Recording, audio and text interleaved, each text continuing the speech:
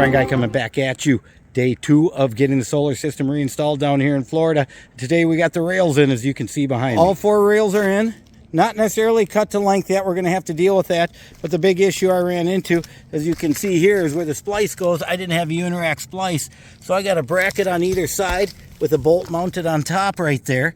Even though the bolts are stainless and the brackets are galvanized, I still ran a couple of coats of paint over them. Little extra protection from the Florida salt. And that has made this pretty tough and sturdy. But as you can see, the rest is mounted. The electric's there, ready to go as we move the panels across. And we are going to get them installed tomorrow. As noted, tomorrow's the day. We should have the panels up, get them wired, fire the system back up, and once again, be ready for the next hurricane. Turbine Guy, signing off.